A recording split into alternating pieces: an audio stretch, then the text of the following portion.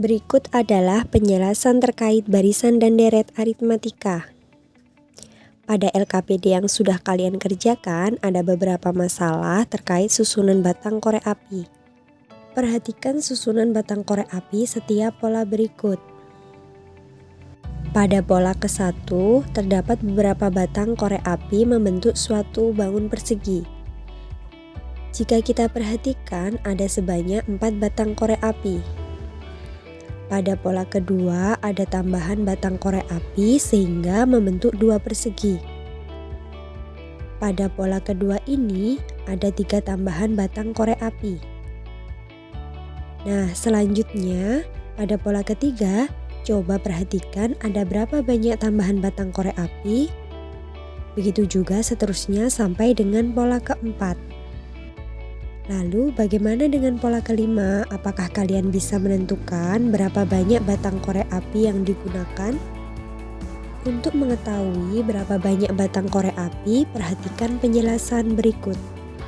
Kita tahu bahwa pada pola ke-1 ada sebanyak 4 batang korek api. Kemudian pada pola kedua ada sebanyak 7 batang korek api. Dan pada pola ketiga ada sebanyak 10 batang korek api. Selanjutnya pada pola keempat ada 13 batang korek api. Lalu berapa banyak batang korek api pada pola kelima? Sekarang coba lihat polanya. 4 ke 7 polanya bertambah 3. 7 ke 10 polanya juga bertambah 3. 10 ke 13 juga bertambah 3. Nah, maka pada pola kelima ini kita juga bisa tambahkan 3 sehingga polanya sebanyak 16. Selanjutnya, berapa banyak jumlah seluruh batang korek api? Sesuai dengan gambar yang disajikan, jumlah batang korek api adalah 4 ditambah 7 sama dengan 11. Ditambah 10 sama dengan 21, kemudian ditambah 13 sama dengan 34, dan terakhir ditambah 16 sama dengan 50. Nah, dari penjelasan ini, apakah kalian bisa memahami apa itu barisan aritmatika? Jadi, barisan aritmatika adalah barisan yang memiliki selisih setiap suku berurutan selalu sama atau tetap. Nah, berikut adalah contohnya. Jadi bedanya bisa bertambah dan juga bisa berkurang. Selain itu, apakah kalian juga bisa memahami apa itu deret aritmatika? Deret aritmatika adalah bentuk penjumlahan suku-suku barisan aritmatika. Jadi U1 ditambah U2 ditambah U3 dan seterusnya sampai dengan ditambah UN. Nah, bagaimana jika kita mencari untuk soal dengan nilai yang besar? Kita tentu membutuhkan suatu rumus. Berikut adalah rumus barisan dan deret. Jadi untuk mengetahui suku ke N dari barisan aritmatika, kita bisa menggunakan rumus UN sama dengan A plus N-1 dikali B. Sedangkan untuk mengetahui bedanya, kita bisa menggunakan rumus B sama dengan UN min UN min 1.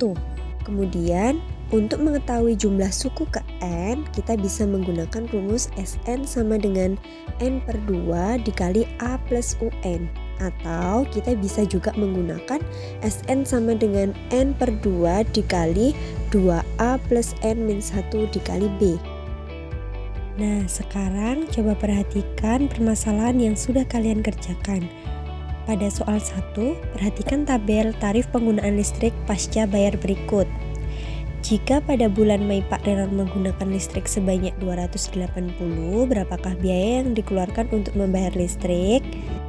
Dari permasalahan tersebut, kita bisa ketahui bahwa bedanya sama dengan 1.300, kemudian suku pertama atau A sama dengan 41. Kemudian untuk menyelesaikan permasalahannya, kita bisa menggunakan rumus UN sama dengan A plus N min 1 dikali B, sehingga kita bisa menemukan bahwa N-nya sama dengan 240.